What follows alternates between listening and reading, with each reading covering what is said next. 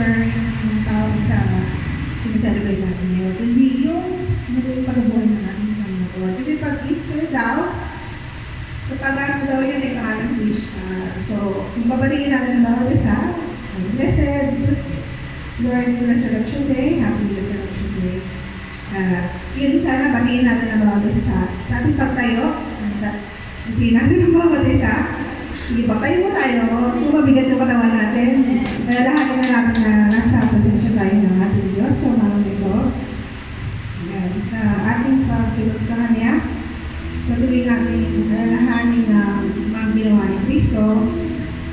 Sabi ni Apostle Pablo sa 1 Corinthians 15:14, at kung si Cristo ay hindi muling binuhay, walang kabuluhan ang aming pangangaral at walang katotohanan ng iyong pananampalataya.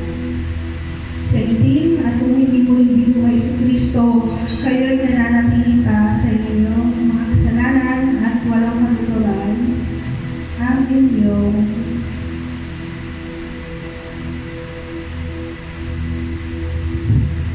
pananampalataya. Sa 18, hindi lamang yan.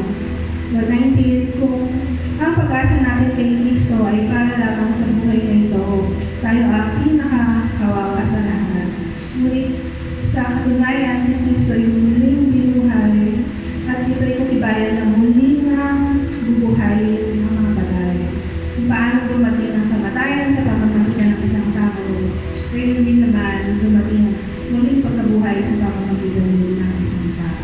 Naintindihan ko ba natin yung sinabi? Di ba parang sabi ni Pablo, kung yung pag-asa lang natin ay nag-buhay si Cristo ngayon, pero wala tayong pag-asa na muli siyang binuhay sa kalangitan, diba? Parang walang silbi daw yung mga ginagawa natin dito. Pero alam natin na yung kamatayan ni Cristo, hindi siya katulad yung kamatayan ng tao.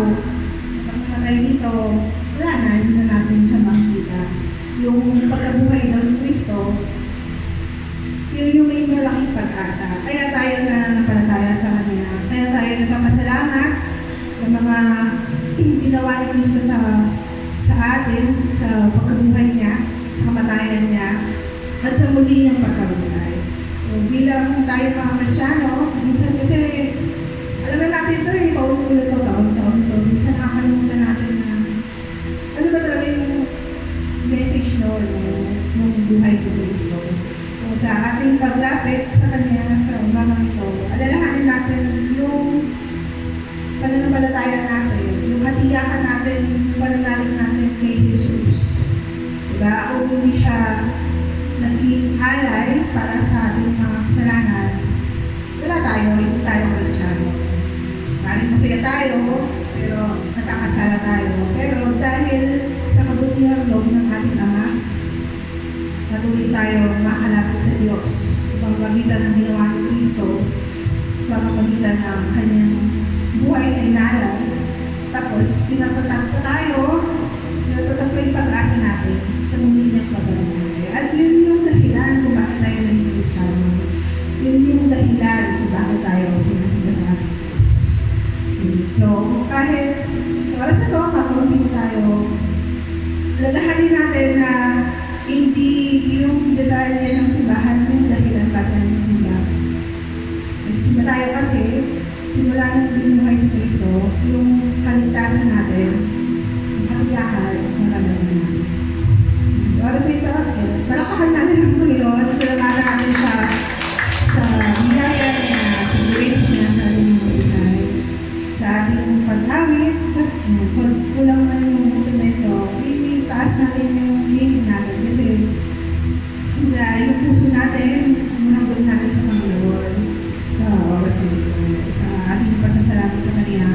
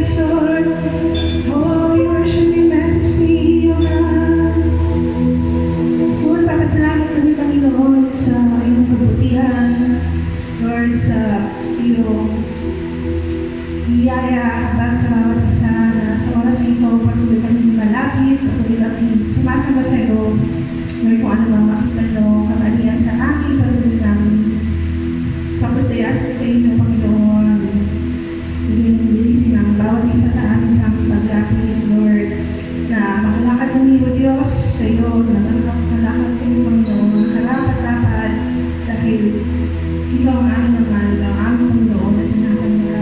Sa oras na ito, Diyos, nahayag namin ang iyong kaputihan, Panginoon, gandahan sa lugar na ito, Lord, ang mga katapatan sa amin, na ikaw ang gumawa ng daan upang kami makalapit sa iyo, Panginoon, upang kami maligtas, Panginoon, dahil kung hindi lamang sa iyo, hindi naman kami lalapit, Panginoon.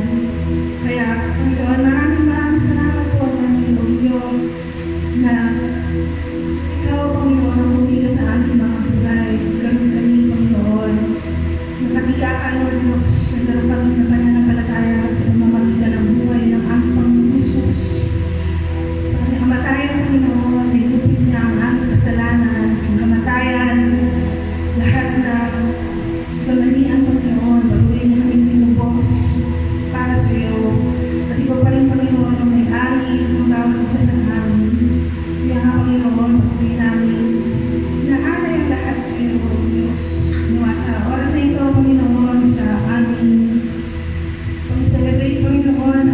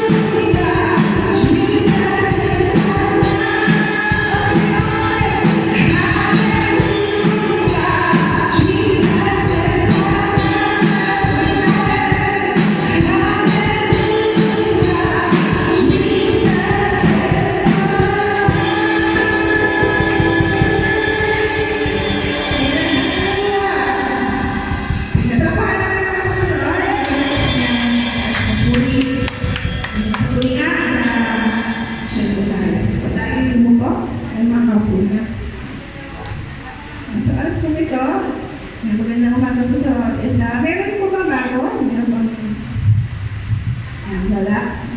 So, welcome po bawat isa sa mga blessed Lord's Resurrection Day. Yan. Yung paniniwala natin pag nabuhay ka rin Diyos. Buhay na siya, noon pa, hindi na siya ulit mamamalaan. So, sa oras po ito, ayun na. Hindi magandang umaga po. Ihayag natin ang kabutihan ng ating Diyos sa ating mga buhay. Sino po nais na magbigay ng kanilang pagkatoo, testimony? Ihayag natin yung katagumpayan ng ating Panginoon. Meron po bang nais na magbigay ng kanilang testimony?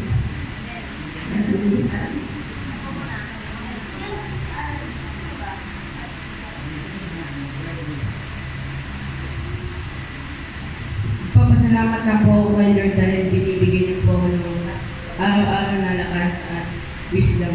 Papasalamat rin po kay Lord dahil nakagraduate na po. Yun lang po. Congratulations. Meron po ba? Okay. Amen. God is good. And all the time. Amen. Magandang umaga po sa ating lahat. Sa kabila ng iba natin mga kasamahan, sa bakasyon pa, di ba? Kaya salamat sa Panginoon sa presensya ng bawat isa na nandito kayo. Dahil alam natin na talagang naghahanap tayo ng gawain para sa Panginoon. At nagpapasalamat na ako sa Panginoon dahil nandito si Bas, yung kapatid ni Pastor. Dapat last week pa yun eh. Kaya lang, busy siya. Nagpunta siya doon sa anak niya. Kaya, ngayon lang, maaga pa siya nag-text kanina. Sis, may simba ba kayo? Sabi ko, punta ka. Okay, kaya salamat sa Panginoon. Talagang maaga siya kanina. Kaya maraming salamat sa Panginoon. Pero dati na rin siya umattend dito. Kaya lang, malayo siya. Nasa Napindan pa. So, kaya bihira lang siya na gawin dito eh. Kaya maraming salamat pa rin sa Panginoon. Sa kabila ng lahat ng malayo ay nakarating siya. Kaya maraming salamat sa Panginoon. Diba alam natin ngayon ang sobrang init. Diba minsan, parang dito nga, nagpunta lang ako dito sa loob. Yung parang yung kalamnan mo, parang nalalambot na. Paglabas ko doon, sabi ko, namihina na ako. Sabi ko nga niya, sa sobrang init talaga. Pero salamat sa Panginoon dahil dito sa lupa, nakapapamahipay pa tayo, di ba? Sa kabilang buhay sa impyerno, yung mga pupunta sa impyerno, walang paypay doon, talagang sobrang init doon. Kaya salamat tayo sa Panginoon dahil patuloy niya tayo ginagabayan sa kabila ng init na ramdaman natin, binibigyan niya pa rin tayo ng kalakasan. Amen? Kaya maraming salamat sa Panginoon. Sa Kanya lang ang papuri. Amen! Amen. Meron pa po ba? Last na lang sila. Si sister. Good morning po sa ating lahat. Purihin po ang Panginoon. Gusto ko lang po sabihin na next week po, linggo, wala po ako kasi uwi ako sa amin, sa Isabela. Pista po namin. Sana po gabayan ako ng Panginoon sa aking pagbiyahe. Yun lang po. Salamat. Amen. Yes. Gabayan po kayo, sister. And so, may hindi lang naman, meron pa po ba? Last na lang siguro. Si Philip.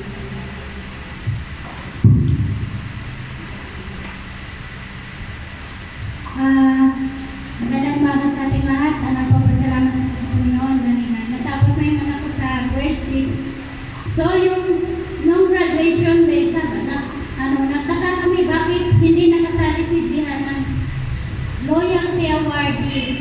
And hindi naman siya nag-transfer. So, lahat kinu-question ng mga kamamis ko daw. So, niya mo na award. Ang loyalty lang naman yan. Sabi ko din naman. Tapos kinukulit nila ako. So nung kinagabihan, sinat ko po yung teacher niya, yung advisor niya.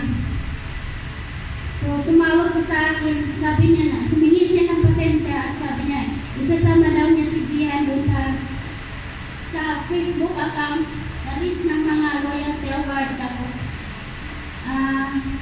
yung medal daw niya bibigay daw sa April 30. So, nagpapasalamat ako sa Panginoon dahil ang inaano ko kasi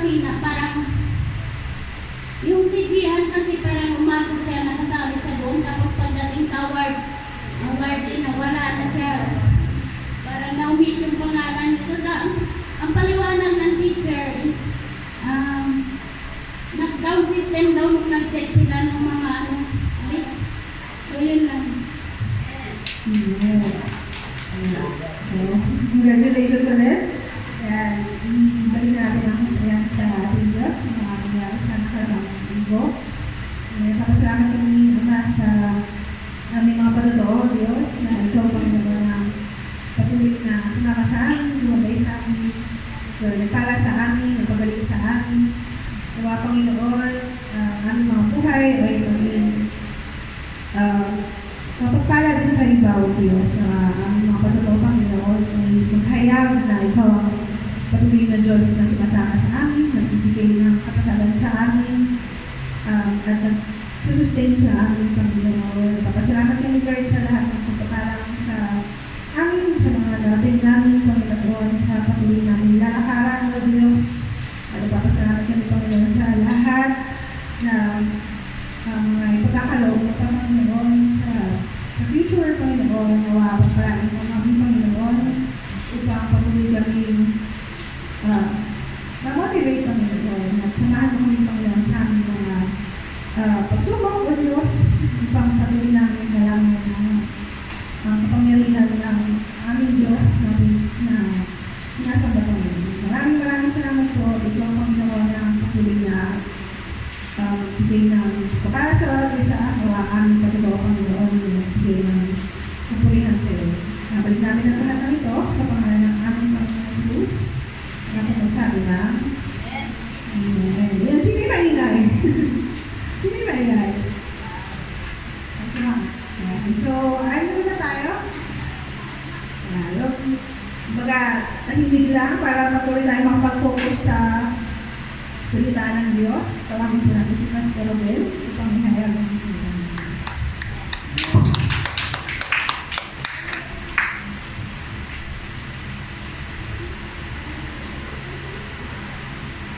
Maraming salamat po sa Diyos, lalong-lalo na po sa lahat ng mga binibigay niya sa lahat ng tao, lalong-lalo na yung mga tao na naghahanap ng katotohanan. Kaya si kapatid, andyan, kapatid, ito po, welcome to the Living Christ Church. Ang totoo, mga kapatid, tutuwa yung lingkod sapagkat nagiging matatag tayo.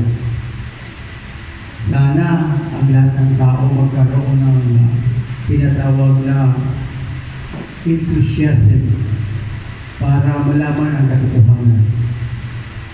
Ang talagang kanina pinag-isipan ko na ituturo sa araw na ito ay tungkol sa how to choose a true church, which is pwede natin patiyawan. Unang-una, gusto ko muna na kunin ang inyong attention dito po sa ating pong teksto. Kukunin natin sa Efeso 4:3 hanggang 5. Sinasabi po dito, pag sumakita ninyong mapanatili ang pagkakaisang mula sa Espiritu sa pamamagitan ng buklod na kapayapaan, iisa lamang ang katawan at iisa rin ang Espiritu. Gayon din naman, iisa lamang ang pag-asa ninyong lahat, dulot ng pagkatawag sa inyo ng Diyos. Isang Diyos at Ama, nating lahat siya higit sa lahat at gumagawa sa lahat at sumasa lahat. Tayo po katayin po, manalangin po tayo. Ama namin Diyos, maraming salamat po sa oras na ito. At kami po yung muli dinipon upang kami po ay paglubayan at malaman namin ang katotohanan tungkol sa iyong kalooban. Nais ko po, Panginoon, na idalangin ang lahat po ng narito sa po ng kanilang pamilya at ang lalong-lalo na Panginoon ang aming putiging pastor, si Pastor Rod at ganoon din si Pastor Lito. Nais ko po, Panginoon, na patuwayan po ninyo sila sa lahat ng kanilang ginagawa. Sana sila naroon. Bigyan po sila ng tanging kaligayahan sa kanilang buhay. Pinagkain ko rin po ng lahat ng narito. Na sa pamamagitan po na yung matalas na salita, Panginoon, ayon sa iyong salita, na magtimo sa bawat puso na makakarinig. Ganun din, Panginoon, pagtuwayan mo po yung likod upang may bahagi ng maayos ang iyong mga salita. Dahil po, Panginoon, na sa pamamagitan ng banal na dugo ng Panginoon Kristo ay ba't ito ang bawat isang narito. Paspasan po ninyo kami lahat sa pangalan ng Ama ng Anak at ng Espiritu Santo. Amen and Amen. atin pong, ang topic po natin ay isang diwa, isang pananampalataya. Unity and faith. Bakit ito ang napili ko sa oras na ito? Sapagkat alam natin na nagkabahabahagi na. Simula pa noon hanggang ngayon nagkabahabahagi na ang mga pananampalataya. Ngunit mapalad po yung mga tao na pumunta doon sa tunay na salita ng Diyos ang mga tinuturo. Maaari sabihin natin, kakaunti tayo. Subalit ang sabi ng Panginoon, pinili ko kayo hindi sa dami, kundi dahil kukunti pa kayo. Ang pinaglaramdam lang ng puso ng isang pastor ay yung mga bagay na halimbawa, yung mga mahal namin sa buhay, hindi namin batat sa kanilang puso dahil sa sinabi mo ng Panginoon, hindi ka maaaring propeta sa sarili mong bayan. Kaya ang ginagawa ko na lang po at dinadalangin sa Diyos na sana po mayroong ibang tao na mag-interfere o mangaral sa aking mga kamag-anak. Sapagkat alam ko po na pag ang nangangaral po ay sariling kapatid, sariling pamilya ay bihira po ang nakikinig. Katulad po yan ng pag nag-aaway ang isang pamilya. Kapag nag-aaway-aaway ang isang pamilya sa loob ng tahanan at ang mag-aayos sila, hindi maaaring maayos yan lalo kung mabigat ng mga problema. Ang kinakailangan ay mayroong tinatawag na mediator o kaya counselor. Ang ibig kong sabihin lang at ibig kong tukuyin sa mga oras na ito ay maswerte po tayo dahil sa dito sa simbahan na ito. Ang tawag ko dito, yan ang biblically stable na may mga bagay dito na hindi gusto na magdalig ng iba. Sapagkat totoo po yan sinasabi na out of the population of being a Christian, kakaunti lang ang totoong naniniwala at totoong nasa Diyos. Dahil bakit ko nasabi yan? Kristiyano na nga, nagkakahiwa-hiwalay pa mga iba-ibang sekta. Minsan, bagamat hindi Biblia ang pinagpabatayan ng iba, halimbawa, Buddhism. Halimbawa, yung iba pang denominasyon na malalaki dito sa daigdig ay nagkakasundo. Dahil iisa lang talaga ang kanilang pinapaniwalaan. Ang Buddhism, yan na wala kang malalaman na naghiwa-hiwalay. Halimbawa, Buddhism di ganito, Buddhism di ganito, wala kang malalaman yan. O kaya Islam. Wala kang malalaman na Islam na ganito, Islam, pero Kristiyano na pinagpala ng Diyos. Na nagbabatay sa tunay na kahulugan ng kaligtasan, naghiwa-hiwalay pa. Iyan po ang kung bakit ang inyong lingkod ay nagsumikap na tuklasin ang katotohanan. Sapagkat sabi ko nga kanina, gusto ko na sana ituro yung how to choose a true church, which is madali lang naman eh. Kailangan sa isang church with totoo na mga mananampalataya na mayroong fruit of the Holy Spirit. Galatians 5:22-23. Ang dapat yung mga miyembro may fruit of the Holy Spirit at yung pastor ay anointed by God. Gusto ko lang ipauna muna habang tayo dyan sa oras natin. Mayroong mahaba po ito, pero napakadali unawain.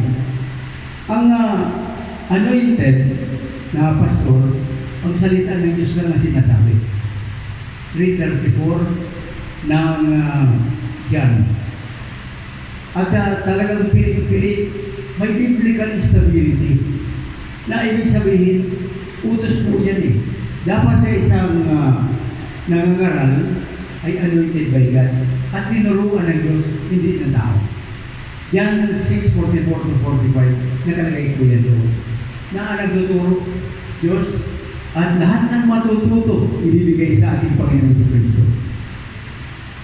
Medyo malalim pero madaling unawain. Ano ang pinakang shortcut na paniniwala doon? Piliin natin ang simbahan na ang lahat ng mga karamihan ng kanyang sinasabi ay nagbubuhat sa salita ng Diyos. Sapagkat doon sa salita ng Diyos sa Biblia, iyan na doon mo matatagpuan kung sino. Once oras na tayo ay panagbasa ng Biblia at kinasihan tayo ng Banal na Espiritu, hindi tayo manilindang ng kahit sino. Maaaring yan na pupunta tayo sa simbahan para suriin din ang kanila, pero babalik po kayo sa doon sa simbahan na kung saan may mabuting balita. Amen. Ang sabi nito, kung ang lahat ng tao ay totoong kinasihan ng Banal na Espiritu, wala nang pagpagkabahagi at hindi na darami ang reliyon kapagkat walang contradiction ang mga salita ng Diyos ayon sa Juan 14:26 at sa Juan 15:26 hanggang 27. Ano yun? Ang sabi doon, ang itinuturo sa amin ng Banal na Espiritu ay ang mga aral ng Panginoong Jesucristo at ang lahat ng ito ay nakasulat na sa Biblia at katulad ng sinasabi sa John 14:26, ipaaalala ng Holy Spirit ang lahat ng itinuro ng ating Panginoong Jesucristo. Hindi po ninyo yan maririnig sa iba sapagkat sa karamihan ay hindi nila kayang sagutin ang anumang katanungan sa Biblia. Bakit? Hindi sila kinasihan ng Banal na Espiritu. Maaaring sagutin tayo ng practical pero hindi yung totoo. Ang katotohanan, ang sabi sa 1 Peter 1:15, kailangan sa nangangaral ng salita ng Diyos ay sumagot sa anumang katanungan. At iyan ay pinaliwanag sa Hagay 2:11 at saka sa Malakias 2:7 ang dahilan kung bakit. Yun lang na anointed by God. Napakaganda po. Kasi marami ngayon ang nagsasabi na sila po ni Pastor. Pero ang totoo, hindi nila alam ang kanilang binabasa at nilipis nila at bawal na bawal yun sa Panginoon Diyos. Katulad ng sinabi sa 2 Peter 3:16, ang sabi doon, kung i-interpret ang salita ng Diyos, bawal na bawal yun. At kailangan sa isang nagtuturo na katulad sa akin ay may takot sa Diyos. Bakit? Matthew 18:7 sa doon sa kalagitnaan, nakakakilabot ang sasapili ng mga taong na pinanggagalingan ng kasalanan. Pag nag-aral ang isang pastor ng mali, damay pati yung mga nakikinig. Bakit? Ezekiel 49:10, sinasabi doon.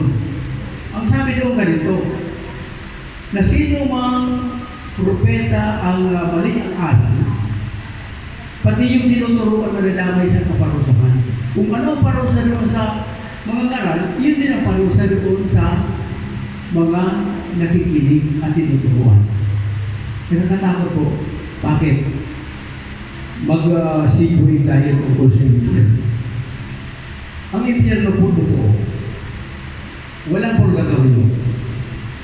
Ang impyerno po nakalagay sa Biblia. At ang sinasabi doon, sabi doon sa Bahayag 21:8, doon sa dulo, mapapansin nyo, isang apoy na naglalagawlaw, isang asupre naglalagawlaw. Kung dito nga sa mundo nito may nakita tayo ng mga nasunog, sayang na wala dito si Kagawad kaya magpapatutuo talaga yung kung ano ang sakit ng mga taong nasunog. Mas masubukan lang natin, masunog ang kamay natin o kaya minsan may dampi natin sa kawali na napiliprito. Ano kaya? Kung buong katawan natin Kasi ini-imagine ko yung parang piniprito pa dahil asupre yun eh. Doon ka lalagoy lang sa asupre na naglalagaw-lag. Sabi ng Biblia, hindi ko sinabi. Ano pa doon ang mayroon? Sabi sa 9:44 and 46 ng Marcos, ang impyerno raw mayroong mga uod na kumakain ng ating laman na hindi namamatay sa apoy. Imagine po ninyo lang kung pumasok sa ilong natin ang uod at kinakain ang ilong natin. Hindi pa sigaw na lang tayo na sigaw. Hindi naman tayo mamamatay. At hindi po yan maririnig sa ibang mga ngaral, sa ibang simbahan. Kasi sabi nila, huwag yung takutin.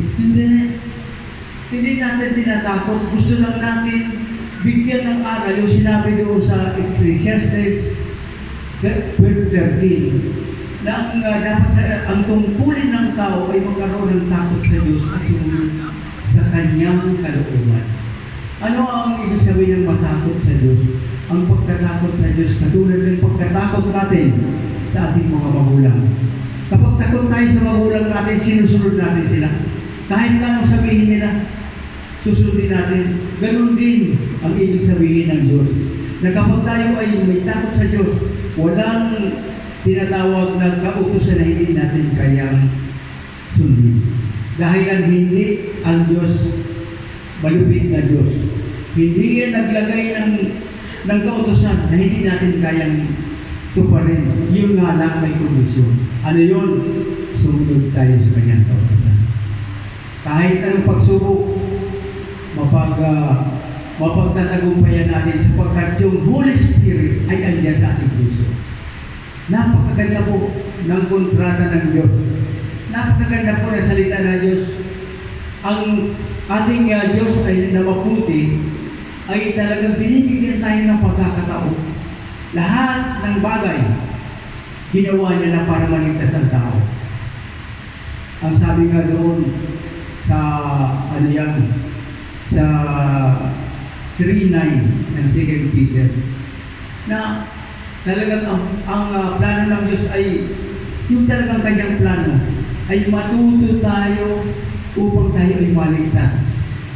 Kaso lang, ang sabi ng Biblia, 1 John 5:18-19, ang buong daigdig ay pinaghaharian ng Diablo. Pinaghaharian tayo. Naniniwala po kayo doon? Ito yan. Pinaghaharian. Tingnan po ninyo. Mayroong mga tao na mga nangangaral na puro pera lang. Iyan ang dahilan kung bakit tayo nagkabahabahagi. Dahilan Philippians 1:15, may kanya-kanyang interest. Ano yung interest? Una, 3 yan eh. Kapagyarihan, kasakiman, at kayapang. Yung 3 yan, yun ang nagiging ugali ng karamihan tao kasama na ang mga lingkod ng Diyos. Sabi noon, sa isa pang bahagi, sa Romans 10:3, sabi dito, Romans 10:3. Ang sabi dito, sapagkat hindi nila nakilala ang pagpawalang sala na kaloob ng Diyos. At pag nagsikap silang magtayo ng sarili nila sa pamamaraan, sila nagtayo ng sarili nilang pamaraan sa halip na sundin ang pamaraan ng Diyos. Yan. Sapagkat sa hindi nila pagkaalam ng katuwiran ng Diyos at sa pagsumakit na may tayo ang sariling kanila ay hindi sila napasakop sa katuwiran ng Diyos. Hindi ba? Ano ang tawag sa kanila? Antikristo. Sino ang Antikristo? Padami niya. Unang-una, iyan na ibubulgar po natin ng isang Antikristo ay yung lumalabag sa kautusan ng ating Panginoon Diyos. Alam po niyo lahat ang 10 Commandments? Palagay ko, hindi niyo yan napagtunan ng pansin. Yung ikalawang utos dyan, thou shalt not bow down to any graven image. Huwag kang sasamba sa larawan o limuto. Pag sumamba ka dyan, automatic, ang lahat ng panalangin mo, hindi pakikinggan ng Diyos. Kasi mayroon akong aral dyan na paano tayo magkaroon ng assurance of answered prayers kung hindi naman tayo pinapakinggan ng Diyos. Kaya ano naman ang kuwan? Sabi doon sa talata na 9:31 ng John, nakalagay doon, hindi ba, alam natin, hindi pinakikinggan ng Diyos ang mga dalangin ng mga makasalanan. Christian 3:4, sinabi doon, ang lahat ng lumabag sa mga utos ng Diyos ay ay hindi totoo sa Diyos. Kasalanan. Ngayon, sabi naman sa Santiago 2:10, ang sabi sa Santiago 2:10, na natupad mo lahat. Lahat ng kautosan, tinupad mo. Nagkamali, sinumay mo isa. Ano sabi ng Biblia? Baliwala ang lahat. Sabi nga, the fault of one is fault of all. Kasi ang sabi ng Biblia sa Hosea 4:6, my people are destroyed because of lack of knowledge. Kailangan kung gusto natin maligtas, kung gusto natin na ang lahat ng panalangin natin ay pakinggan ng Diyos, let's be professional, hindi dito sa lupa, kundi sa spiritual. At paano yan?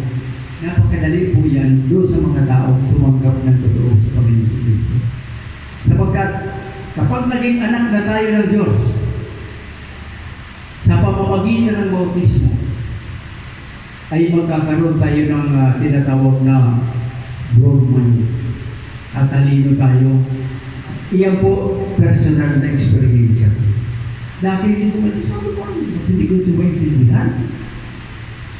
Paulit-ulit, pumupunta ako sa mga simbahan dahil naging sa Kristan ako. Sabi ko, hindi ko maintindihan ang mga sinasabi nito. At wala namang nangyayari sa napagbabago sa buhay ko. Bagkus, nandoon pa rin yung gusto kong uminom. Nandoon pa rin ang gusto kong magsugal. Nandoon pa rin ang gusto kong mag-shabu sa Kristan. Bakit? Ang sabi ng Biblia, Romans 7:14-25, hindi natin kayang baguhin ang ating sarili kung hindi tayo tutulungan ng Diyos. John 15:5, kung wala ang Panginoong Hesus sa buhay natin, we can do nothing. Totoo yan. Napatunayan ko sa sarili yan.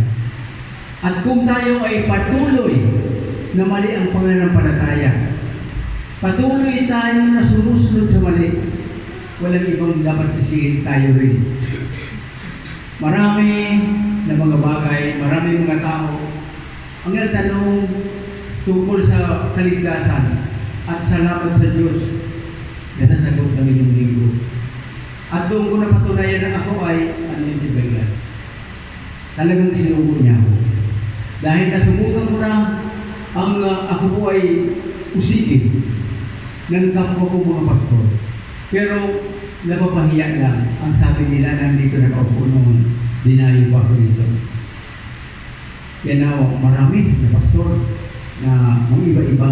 Hindi kilala yan ni Pastor. Pumunta lang dito para ako ay dibatihin. Sabi ko, hindi ako naging pag-debate. Gusto ko lang yung yung kaunawa mo, basahin mo sa Biblia, babasahin ko rin sa Biblia yung tama at sa tingin ko at saka nagsulat. Tinanong ko sila. Nang tinanong ko ano nangyari, uwi na kami kasi napag-aral ng rebelde. Sabi ka ko ng Biblia, ang sinungaling kaparusahan sa impyerno. Balik mo na sa kanila yun. Kasi nga, paninindigan nila yung tinatawag na lust of the flesh, lust of the eyes, pride of life. Sa 1 John 2:15-16. Paninindigan nila yun. Dahil sa hindi sila nakalaya sa kasalanan. Hindi sila nakalaya doon sa tinatawag na pride of life. Kung ang lahat sana ng pastor ay mayroong damdamin sa kapwa at may pagmamahal sa sarili, magiging tinatawag na mayroon kang fruit of the Holy Spirit. Ang lahat ng makikinig lalabot ang puso, hindi at a time. Ang sabi nga, ang pagpapago ng tao, hindi overnight, kundi glory to glory. Napakaganda po. Ang sabi nito, sa pagkakaisa. Ang sabi nito, kaya sinabi ng Kawikaan 3:5-6, 30 verse 5 and 6, at saka sa Pahayag 22:8-9. Sinasabi doon na huwag natin daragdagan ang salita ng Diyos. Mahigpit pala yung daragdagan natin, i-twist natin na ito 8:7 kung pala yung pangalaman. Sabi naman sa 1 Corinthians, sa Deuteronomy, marami yan, Deuteronomy 4:2, Deuteronomy 12:32, Mga-aral 3:14, 1 Corinthians 4:6, 2 Corinthians 10:13-15, at Jeremiah 26:2, sinasabi, huwag mong daragdagan ang salita ng Diyos. Kung nga sinabi niya sa maraming beses na pinagbabawal ang pagdagdag at pagbawas sa salita ng Diyos, yan po ay mahalaga. Mahalaga yun. Tandaan po ninyo ito. Hindi ko pag-aari ang kaluluwa niyo. Regular tayo. May mga nagsasabi na ang kaluluwa natin ay pag-aari. Mali, blasphemy po. Iyan po ang sabi ng iba, huwag mo kunahin. Pag tinutrak ilan, doon sa mga taong mahina ang pananampalataya, huwag mong kukunahin. Dahil katalag sa iyo yan. But, if you are really with the faith of God, titiyakin ko sa iyo. Katulad sa 26:2 ng Kawikaan, hindi ang tatalag sa iyo. Mga kapatid, may kulang. Kapag mahina ang pananampalataya natin, kaya dayang kulamin. Nangyari po sa akin. Diyan ako nagsimula. Kaya pinagmamalaki ko na nakulang mo. Bakit? Diyan ako nagsimula na makakilala sa Diyos. Doon ko napatunayan na isang linggo lang. Puntay ako na mamagitan.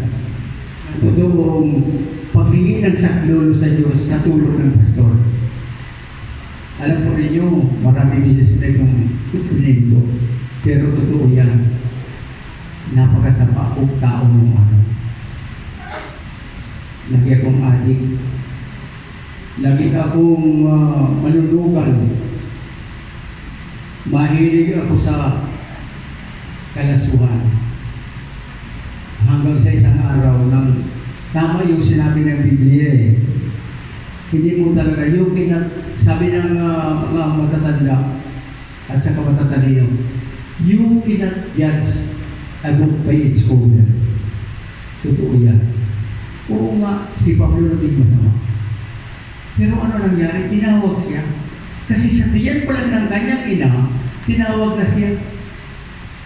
Katulad yan ng ibang mga lingkod ng Diyos ng una, na talagang katulad kay Isaiah, pinaglilihi pa lang, at saka kay Pablo, pinaglilihi pa lang, yan na, nasa tiyan pa, hindi pa pala pinaglilihi, tinawag na ng Diyos, katulad ni Jeremiah. Ang ibig kong tukuyin po doon ay katulad ng inyong lingkod na tinawag ng Diyos. Wala dito sa mundo ito na hindi pa nakakakilala sa Diyos na hindi gumagawa ng kabulastugan sa buhay. Katulad halimbawa, addiction. Kaya nga kinuha nila ako sa barangay na maging counselor ng mga adik. Bakit? Sapagkat alam nila na naging adik ako. Sinabi ko sa kanila, hindi ko nahiya. Binago ko. Noong panahon, gusto ko na nga magpakamatay. Pero, salamat sa Diyos. Talaga may plano ang Diyos sa akin. Gusto ko po na i-share sa iyo ang lahat ng bagay na ito. Bakit? Kahit pa ulit-ulit. Sapagkat meron tayong mga mahal sa buhay na through curiosity. Dahil lang sa curiosity, gusto kong subukan niya. Ang pagsubok, hindi masama. Pero pag oras na ikaw ay pinapaulit-ulit, alam mong mali, ginawa mo, kasalanan na. Kaya mga kapatid, sana mayroon kayong mga kamag-anak Walang ibang magpapagbabago ng buhay ng tao kung hindi ka tutulungan. Sabi nga doon sa John 15:5, because of apart from me, you can do nothing, sabi ng Jesus Cristo. At totoo yan. 8:28 ng Roma, sinabi doon na ang Diyos ay gumagawa kasama ng mga nagmamahal sa Kanya. Kaya doon ako naniniwala na hindi natin kaya, hindi tayo pinagmalaki sa Diyos. Katulad ng mga hinahamon yung kapangyarihan ng Diyos, ako Diyos ko. Huwag naman sanang mangyari sa bawat isa sa atin. Blasphemia. Isang kulang-kulang ng isa, yung gumawa ng Titanic. Hinamon ng Diyos. Ang sabi niya, kahit Diyos hindi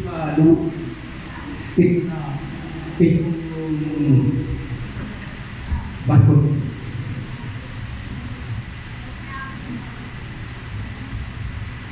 At gano'n nangyari.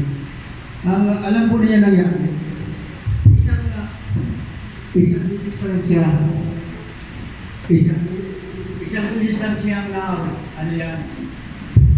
lumaot, di ba? Isang beses lang na lumaot. Ano nangyari? Ubus ang tao sa loob ng tent. Hinamon niya Maraming naghamon sa Diyos na pinagsabi. Kapag ito natin ang pangyarihan ng Diyos, titigay ko po sa inyo. 1 or 2 or 3 na mga panahon. Doon may kamag-anak kami na hindi alam ng kapatid ko. May kamag-anak kami sa Santa Cruz na talagang masikap siya, talagang masigla, malaking katawan, nag-araro. Dumaan yung Bible study at nilait niya ang sabi ng pastor. Hindi naman namin kayo pinakikialaman, bahala ka sa iyo, bahala ito sa iyo. Umuwi sa bahay nila. Pagkatapos na alas 12 yun, ganitong init, yung group hanggang dito na, itim, katay. Kaya huwag natin hamunin ang Diyos. Huwag tayo maging blasphemous. Ang sabi na, pakinggan mo lang ang sinasabi ng Biblia. Yung di na naglait sa mga pastor, sa sacerdote. 42 na bata, pinatay ng uso dahil at pinayagan ng Diyos na patayin sila. Sa Biblia po yan. Sa Ikalawang Hari. Kaya, hindi biro ang salita ng Diyos. Yung mga tao na nangunguna sa kanilang kapangyarihan ng Diyos, delikado rin yun. Dahil ang karamihan, mali ang aral. Katulad na sinabi ko, dapat anointed by God. At saan mababasa yan? Mababasa lang yan sa Hebrews 5:4-5.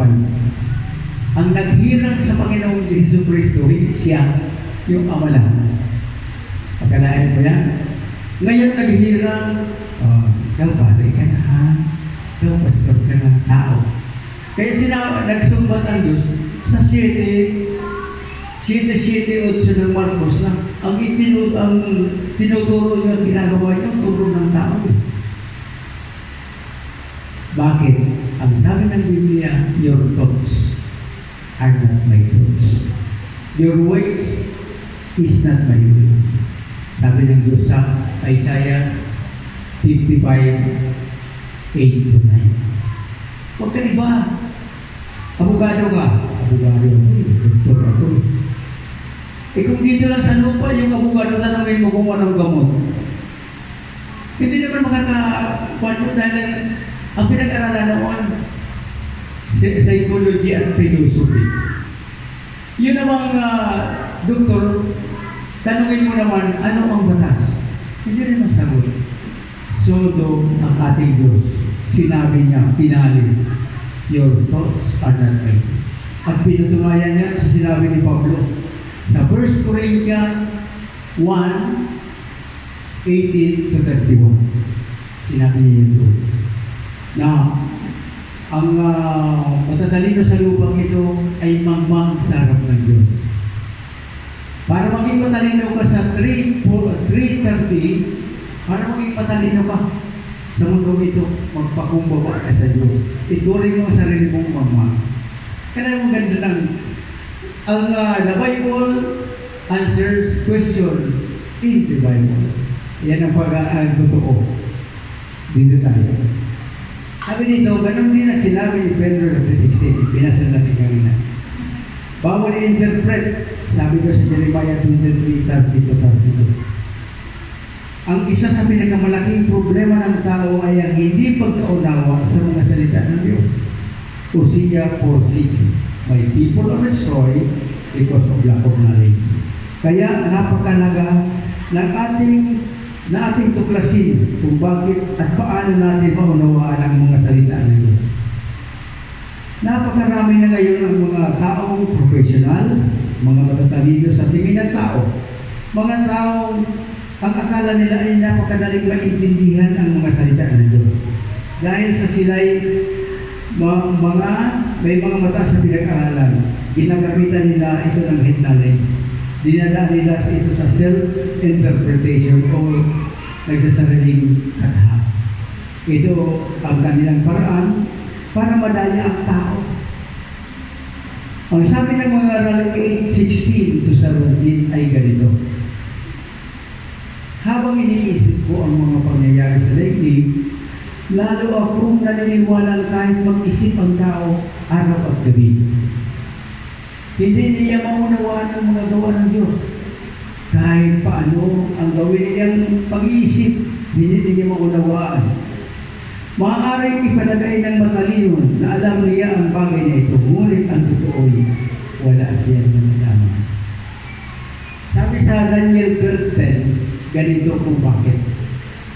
Marami ang nagpapakalinis at magpapakabuti. Magpapakadali sa ngunit ang masama ay gagawin ng kasamaan. At wala sa masama, ang makakaunawa, ngunit ang pantas ay makakaunawa. Paano ang ibig sabihin itong talata na ito? Ang makakaunawang pantas na sinasabi ito, yung pantas ng Diyos. Yung ang alam niya, ang tinatawag doon, may biblical stability. Marami ngayon ang nangahas, mangaral ng Diyos, walang takot yun sa Diyos kung mali ang kanilang itinuturo. Maski saan pagdako ngayon.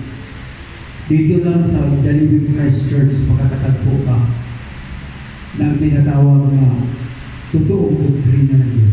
Bakit? Kanina pa tayo, ano? Ang dami na natin na ay ko na verses. Sa iba, halimbawa, sa iba, magbabasa ng isang verse. Tapos sabi, alive. Tapos yan, sasalita na yan. Kung ano na sinasabi niya na wala sa Biblia. Palakpakan naman yung mga tao. Bakit? My people are destroyed because of lack of knowledge. Kapag oras na hindi ka pinagharian ng Diyos, oras na hindi ka kinasiyan ng Banal na Espiritu, kahit anong sabihin niya, huwag nagdala ng artista, huwag sasayaw-sayaw doon, palakpakan na tao. Naranasan ko yung mga kasama ko tayo na, narating yung isang foreigner, palibasa bago pa ako mo.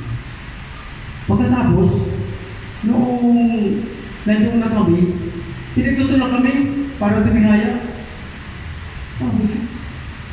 Ang sabi na, basta natumba sila, natuwa sila, natumba na nga, wala naman sa Biblia, natumba na nga, paano ba sila? Anong ibig sabihin yan? My people are destroyed because of lack of knowledge. Isunod sila na sunod. Pagkatapos, nagsisigawan pa, pagkatapos, talagang yan, ang Diyos na nila tuloy, yun, bakit? English. English po salita, kaya Diyos na nila yan. Iyan po ang sakit ng tao. Walang binabanggit na verses, pero tuwang-tuwa ang tao. Lalo pa kung ang pinag-usapan, prosperity. Wow! Pag oras na prosperity na pinag-usapan, nag-una na yan. O sino sa inyo gusto mo pala sa araw na ito? Saan po kayo dito? Nagkakaroon-dagan-daganan nangyari sa akin. Nung mabuhay pa lang ako, takbo rin ako. Sino ba naman ang ayaw ng prosperity? Na oras na nakauna ka doon sa huli spot na nakalagay dyan. Pag oras na nakauna ka doon, tiyak, magkakaroon ka. Lahat ng ngayon yung binibigay. Hindi na mabunugay. Sabi ko, naglulo na ako dito. Nilulo ko na anak ako. At ito talaga. Nung binigyan ako ng Panginoon ang pagkaunawa, doon ko nalaman na talagang matagal akong nilupo, pero salamat sa Diyos. Ayokong mangyari sa inyo yan. Na gusto ko, kung ano sinasabi ng Panginoon, iyon ang matanggap nyo. Kaya marami tayong verse. At saka marami tayong mga verse na binabanggit dito na sana maunawaan ninyo yan. Dahil napakahalaga po. Sabi dito, ganyan nakahiwaga ang Biblia. Mahirap po nawa ng mga taong hindi spiritual. Iyan ang isa sa mga dahilan kung bakit hindi mapag-isa ang mga reliyon. Bakit hindi maunawaan samantalang matatalino naman ang sagot. 1 Corinthians nga kanina sinabi ko. 1 Corinthians 1:18 to 31, Isaiah 55:8-9, John 6:63. Sa John 6:63, sinasabi doon na ang salita na sinasabi ng Panginoon Kristo yan sa Biblia ay Espiritu. At hindi iyan maunawaan ng mga taong karnal na hindi spiritual. Sinasabi po yan sa 2 Corinthians 2:16-18. To 13-16. Bawasa po niya doon. Ngayon, may mga talinghaga ang mga salita ng Panginoon Kristo. Katulad halimbawa ng sa Matthew 13:10-17. Bakit may talinghaga? Ano kaya? Basahin kaya muna natin habang mahaba pa ba. Matthew, Lucas yun? Lucas ako.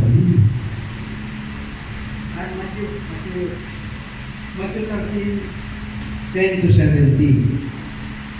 Matthew 13, kaya natin. Maganda po ito na malaman po ng lahat para maintindihan ng tao. Matthew 13:10-17. Ay, ito ba? Yan. At nagsilapit ang mga alagad at sinabi nila sa kanya, bakit mo sila pinagsasalitaan sa mga talinghaga? Yan. At sumagot siya. At sinabi sa kanila, sa inyo'y ipinagkalabo ang mga kaalam ng mga hiwaga ng kaharian ng langit. Datapwat, hindi ipinagkakalabo sa kanila. Sunod.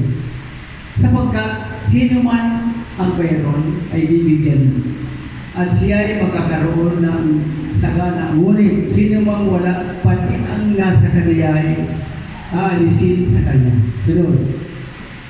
Kaya sila ay pinagsalitaan mo sa mga talinghaga sapagkat nagsisitingin ay hindi sila makakakita at ang nakikinig ay hindi sila makakarinig ni hindi sila makakaunawa. Sunod. At natupad sa kanila ang hula ni Isaiah na sinasabi, sa pakikinig ay inyong maririnig at sa anong paraan hindi ninyo mapapag-unawa at sa pagtingin ay inyong makikita at anumang paraan hindi ninyo mamamanas. Malalim nila. Ang ibig sabihin naman napakadali na unawain. Kapag hindi ka spiritual, kahit na anong gawin mo, hindi mo unawa ng Biblia. Maaari yung ibang unawa ng magawa. For God so loved the world that He gave His only begotten Son, that whosoever believeth in Him shall not perish. Siyempre, mas hindi ka nung ano yan, maintindihan yun. Pero yung sunod mo na yung maintindihan na, yung salin sa English ng King James, papapansin mo. In God sent His Son into the world, not to condemn the world, but that the world, whoever believeth in the world maybe, nakalagay doon kasi maybe saved, maaaring maligtas. Kung maaaring maligtas, hindi saved, always saved. Ang iba kasi, tinanggap mo na Panginoon, ligtas ka na. Yan. Walang saved, always saved forever. Kasi may nakalagay sa Biblia, Hebrews 6:4-6, Hebrews 10:26 to 27, 2 Peter 2:20, nakalagay doon na mortal sin yun. Once na ikaw ay naligtas na, bumalik ka pa sa dati, wala nang naghihintay kundi ang nakapangingilabot na apoy sa impyerno. Nakakawan na kailangan talaga malaman ng tao ito Kailangan malaman ng tao ito dahil sa napakarami ngayon ng mga nangangaral. Pag ikaw ay nangangaral, usigin ka ng totoo. Bakit? Bakit ka usigin? Dahil sa gawain ni Satanas. Ang sabi doon sa Biblia, sa 12 ng Revelation, sinasabi doon, magdiwang ka, langit, ngunit ikaw lupa, yan na magtuwang ka, yan na para malungkot ka. Dahilan, bakit? Galit na si Satanas. At iyan ang naman natin. Maraming nagsilabasan ng mga reliyon. Kristiyano naman, bakit nagkakahiwa-hiwalay pa? Iisa lang naman ang Biblia. Iisa lang naman. Bakit pinag-aawayan pa? Dahilan binubulabog ni Satanas. Sapagkat anong gusto ni Satanas? Lahat tayo papunta sa impyerno. Iyan ang nakakalungkot na balita. At tandaan po ninyo, sa Kristyanismo lang ang may pagkabahagi. Inuulit ko sa inyo po, samantala nakabasa ko ng mga libro ng ibang, halimbawa Islam, halimbawa iyan na Buddhism, halimbawa iyan na Buddhism. Nagbasa ko niya ng libro. Wala sa Biblia ang kanilang tinuturo. Pero bakit hindi nag-away-away? Bakit? Sapagkat kanya na yun bakit magkakaroon ng 1,000 years na napakagandang 1,000 years sa buhay natin? Kapag inabutan natin yan, magdiwag tayo. Kaya nga may nakalagay si Pablo, Maranatha, bumalik ka ng sana, Panginoon. Bakit? Ang 1,000 years na yan, wala na paghihirap ang tao. Mag-ahari yan ang mga alagad ng Panginoon kasama niya. Bago mangyari yung tinatawag na after 1,000 years, the Great Tribulation, Armageddon. Wala na ngayon kasi. Pero masulti tayo. Dahilan, darating ang araw, sabi ng Biblia, nangula na sa Amos, na magugutom ang tao, hindi lang sa pagkain kundi sa salita ko at mauuhaw. Dahilan wala na, mawawala ang Biblia. Salamat sa Diyos. At ngayon, yung hula na yung punyo sa Armageddon. Pero yung ating hinula sa atin, before, o kaya inabutan tayo ng 1,000 years, napakaganda po niya. At iyan po ay pag-uusapan natin sa mga susunod nating pag-uusap. Dahil napakaganda pong istorya niya. At kung gustuhin natin, at baka tayo natin mo nalangin, Lord, bumalik ka. Sapagkat napakaganda. Hahaba ang buhay mo. Kapag ang edad mo isang daan, at namatay ka before na 100, sabi ng Biblia, sinumpa ka. Ang ibig sabihin, iinad tayo ng higit pa sa 100 lahat. Pag umabot ng 1,000. Bakit tama yun? Bakit ko nasabi yun? Nakalagay din na may namamatay doon. Yung mga sinumpa before 1,000 years. Diba? At ito ngayon, yan, mga producer. Ano kailangan? Hebrews 10:12-9. Ano yun? Umanid tayo sa tama at mabuti. Kapag umanid ka sa mali, sinabi na natin kanina, na manadamay tayo sa parusa doon sa mga nangangalit. Ano pa? Maging mangmang sa sanlibutan para tayo ay maturuan ng Diyos, magpakumbaba tayo. 1 Corinthians 3:18-19. Ito po, dapat tandaan po ninyo ito. Sana po tayo may problema. Sunod, matakot at sumunod sa Diyos. Mga Tagalog 20:13. Sabi doon, dapat ipanganak na muli. Sabi dito sa John 3:3-7. Ang number 7 dito, napakahalaga. Sa John 3:7. Basahin natin ang buo. John 3:3. Basahin natin. Ito mahalaga kasi ito eh. Kasi sa 15 ng mundo, magkakaroon tayo ng ganito. At sana po, hindi kayo pinipilit, kundi gusto talaga nyo ito. John 3, ayan. Sumagot si Jesus, at sa kanya'y sinabi ang katotohanan. Sinasabi ko sa inyo, maliban na ang tao ipanganak na muli, ay hindi siya makakakita ng kaharian ng Diyos. Hindi siya magpapago. Sunod, sa 4. Sinasabi sa kanya ni Nicodemo, paano ipanganak ng ang tao kung siya ay matanda na? Makakapasok po ba siya? Siyang bilang ikalawa sa tiyan ng kanyang ina at ipinanganak. Iyan po, matalino po yan. Napakatalino niya ni Nicodemo. Teacher yan ng Buddhismo. Pero bakit ganyan siya? Sa 5. Sumagot si Jesus, katotohanan sinasabi ko sa inyo. Maliban ang tao ipanganak sa tubig at ng Espiritu ay hindi siya makakapasok sa kaharian ng Diyos. Anong ibig sabihin nito? Kapag tayo ay nagpabautismo, pag hindi tayo nagpabautismo, ay mahirap tayo makapasok sa kaharian ng Diyos. Sunod, 6. Ang ipinanganak sa laman ay laman. Ay laman nga. At ang ipinanganak ng Espiritu ay Espiritu nga. Yung ko sinasabi kanina na hindi maintindihan talaga ng tao na hindi nagpabautismo ang kabuuan. Kasi ako na-experience ako na ako ay mabautismo at gusto ko talaga na matuto. At nagturo na sa akin, banal na Espiritu sa pagmamagitan ng Biblia. 7, ayan. Ito na ang pinali. Huwag kang magtaka sa aking sinabi sa iyo. Kinakailangan kayo'y ipanganak na muli lahat. Ang nakalagay sa magandang balita, kailangan ipanganak kayong lahat. Kailangan ang bautismo ng lahat.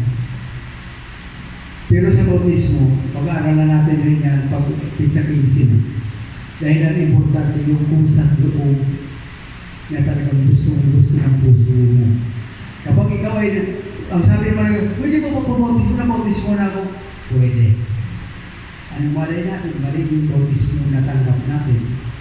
Dahil hindi naman nagre-rema sa puso natin. Hindi naman sinabi nyo na ako na pag nagpabautismo ka, iyan na hindi na pwede pa. Kasi ako, sa experience ko, noong ako ay binautismo sa BIA, wala akong naramdaman na hindi naman ang buhay ko eh. Sabi ko noong ako nagsisimula na tinawag na ako ng Panginoon, ayon sa pastor na nagsabi na, may tawag sa iyo eh. Sabi ko, hindi ako kumpleto, wala akong naiintindihan yan. Ang ginawa ko, pumunta ako doon sa isang, pwede ko magtiwalaan sa kaluluwa ko, pumunta ako ng probinsya. Nagpabautismo ako. Pero pinarwento muna niya ako, bakit ka magpapastor? Yung una kong sinabi sa kanya, nagsabi ko, pastor ko lahat ako. Ang lamig kayo. Kasi nagturo ako dyan sa Makati Health. Mga kondisyon na ito, abot sa akin pagkatapos. Sabi niya yung pastor, tanggapin niya. Dahil ko niya, blessing ko. Tinanggap ko ang tinanggap. Pagdating ko sa bahay, tinignan ko yung bulsa ko, para kang pulis. Puro lukot yung pera. Dahil ayaw ko makita ng kanila, ayaw ko maging garapan sa kanila. Bawat ibibigay sa akin, yun ang bulsa. Bagay. Dinayin ko sa bulsa ko. Yun ang ayaw ako niyang bautismo. Sabi ng pastor, hindi ka pwede, katulad ka rin para ng iba. Hindi ka pwedeng bautismo. Sabi ko, bakit? Sa kinuwento mo pa lang sa akin, hindi ka na karapat-dapat mo, Pasto. Pinagalitan ako. Tapos, nag-isip ako pag uwi ko sa bahay. Sabi ko, mali pa yun. Basta na ako ng Biblia. Mali nga. Nagbalik ako sa kanya. Sabi ko, tulungan ko na lang po ako. Ayoko kong tumatay sa impyerno ako. Nagturo na ako pagkatapos sabi ko, baka yung mga naturoan ko ng mali. Sabi ko, hindi ko na kahabagan mo na lang ako. Natuloy. Pagkatapos yung mga kapatid, naiintindihan mo lang Biblia. At kahit na sino ang magtanong tungkol sa kaligtasan ng tao, nasasagot ko na. Iyan ang palatandaan sa araw ng Diyos. Kung totoong pastor ang iyong kaaraw, tanungin mo lang gusto mong itanong at masagot ka na binabasa sa Biblia. Ganon ang totoong lingkod ng Diyos. Matapos, sabi dito, ano ba? Sabi dito, para maging anak ng Diyos, John 1, 10-13, nakalagay doon, na pagkatapos mo mag-audition mo ka, magiging anak ka ng Diyos. Magiging spiritual ka na. Kung ang lahat ng tao ay may takot sa Diyos at may tuloy na lamang ng Diyos na nababasa sa Biblia, ang susundin na natin pamuhay, hindi kailangan ng ibang religion. Teka muna. Yan.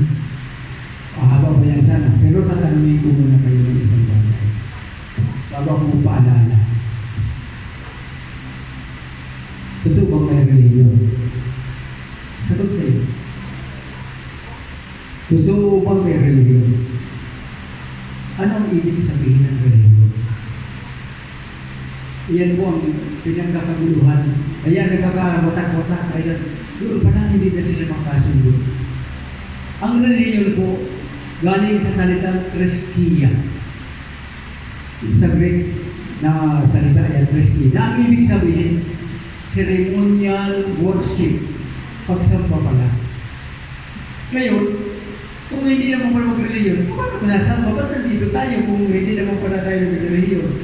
Ano ba ang ibig sabihin ng religion? 1:27 ng Santiago. Ano ang ibig sabihin nun?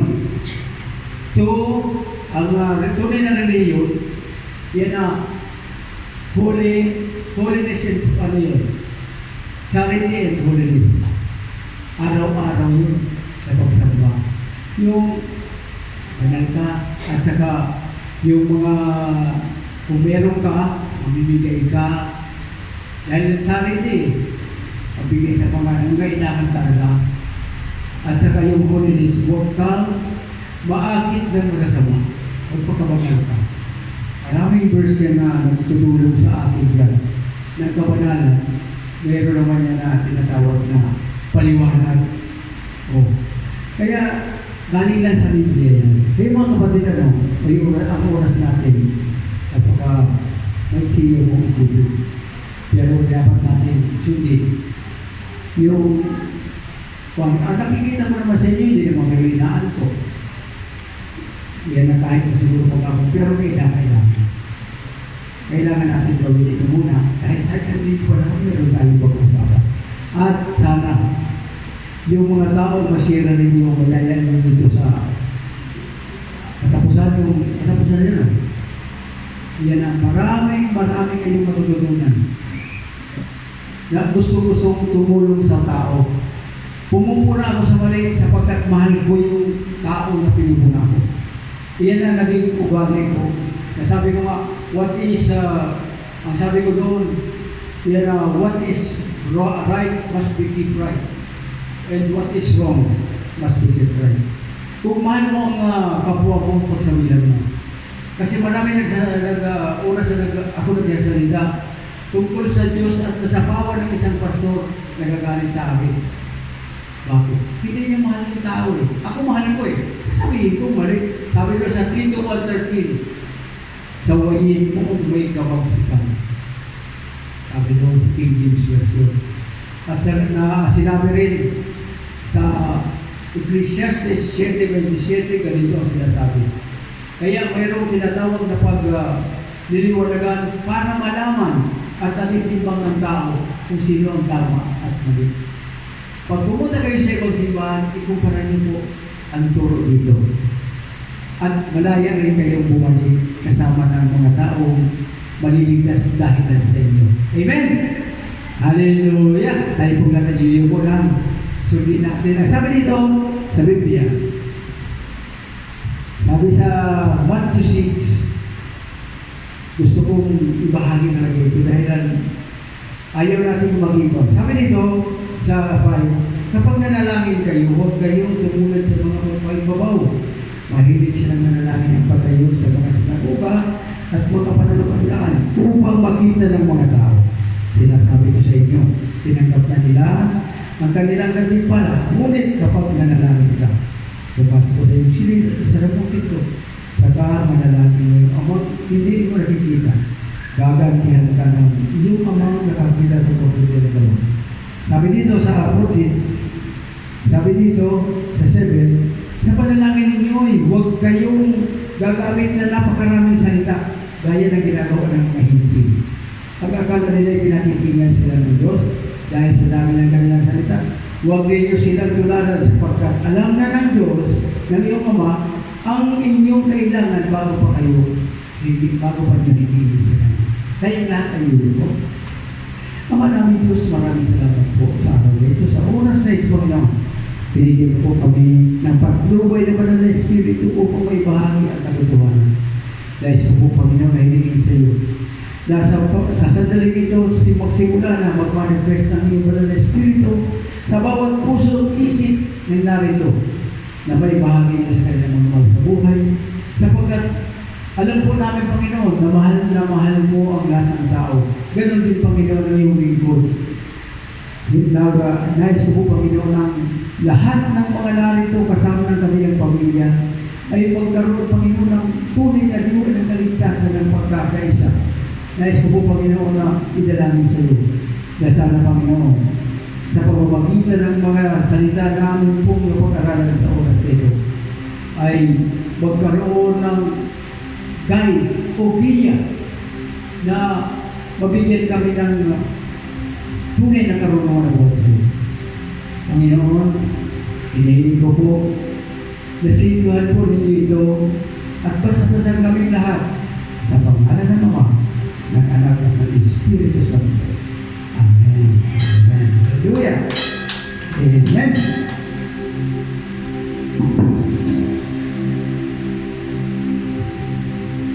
Ang lahat po ay natutunan, patuloy natin. Patuloy tayong lumago sa salita ng Diyos. Sa oras nito, bago tayo patuloy na magbukas, lumako tayo sa pinakamulang bahagi ng ating pagsamba. So, ating po ihanda ating mga title ng offering, ihanda natin na may kagalakan kung ano yung kaya sa mga tulong sa bago. Dahil alam ng Diyos kung hindi na may gagawa. So, sa aming pag-awit, maaari na po tayo ibigay. Yung bag ko, pwede yung hawakan ko. Yung sa likod ko, mabuti. So, para sunod-sunod lang. Para walang nagawa. Di ba? Pwede na tayo magbigay.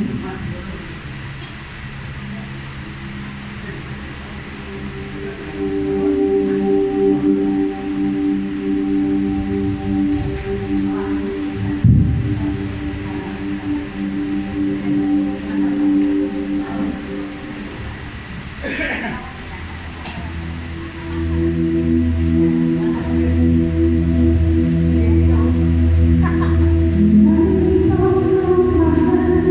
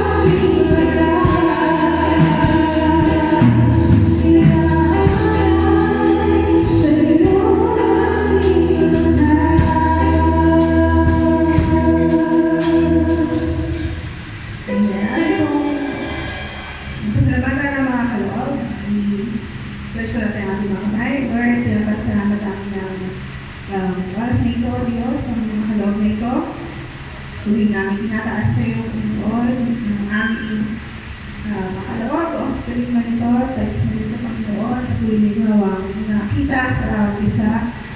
Lord, nawa, kami kayo magpala, ang aming minister, Panginoon, ay patuloy ng pagbalangin, magawag kasi patuloy ng pagbalangin, ito ang magbigay sa amin ng aming pagkulang, Panginoon, sa bawat araw-araw, at ilan yung Panginoon, bigay sa amin, Panginoon, na bawat biyaya at sa mga may naman ng Diyos. Patuloy namin nataas ito, Diyos, sa magamit ito sa aming gawain bilang ngayon, Panginoon, hindi sa susunod, Panginoon. Patuloy namin nataas ito sa iyo, nagkakaloob, Panginoon. Patuloy nagagapin ito sa mga aming Panginoon Jesus at nagsabi na Amen.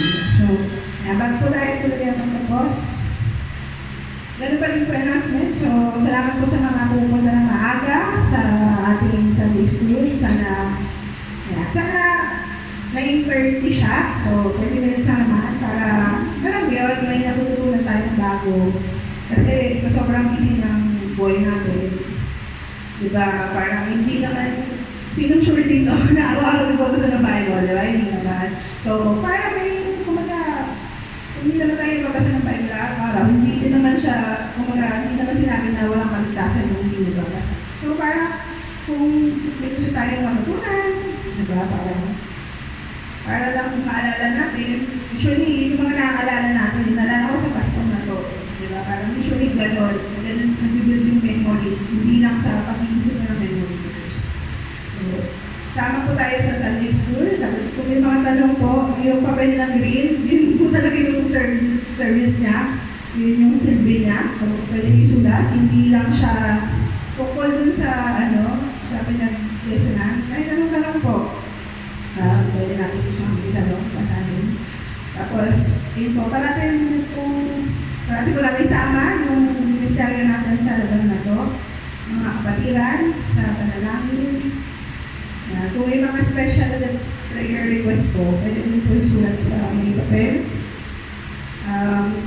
Po, lahat ng announcements, napala po sa webpage na Living Christ Church.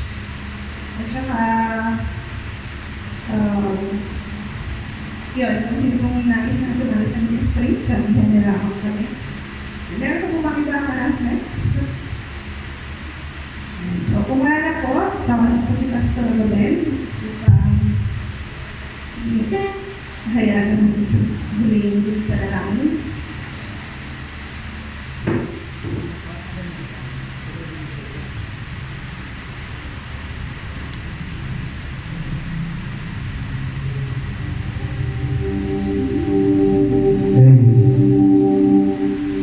Sa atin pong pagpuri sa Diyos, kailangan nakataya tayo. Kung magpasalamat tayo sa Diyos, let's glorify the Lord. Let's glorify our Father God. To God be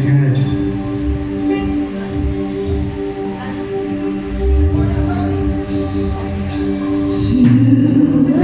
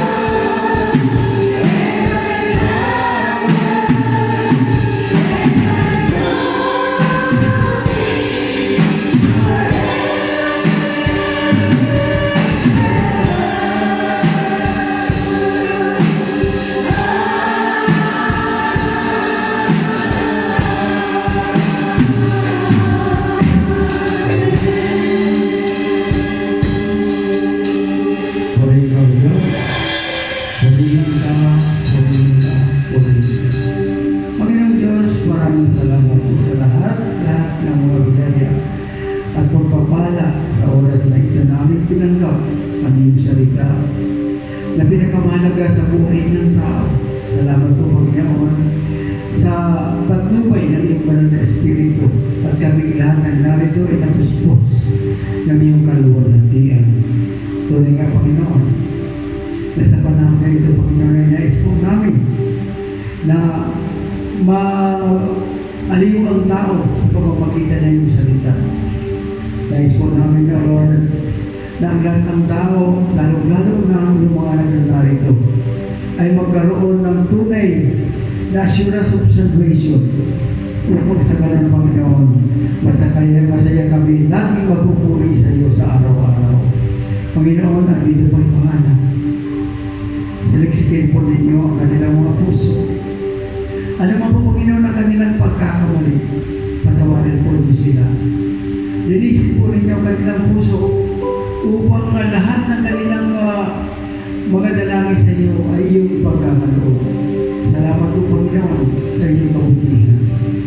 Dalangin ko po, Panginoon, na balutin po ninyo ng banal na dugo ng Panginoon Kristo ang lahat ng mga narito kasama na Panginoon ang kanilang pamilya upang malayo sa mag-uri ng sakit, karamdaman at sakuna.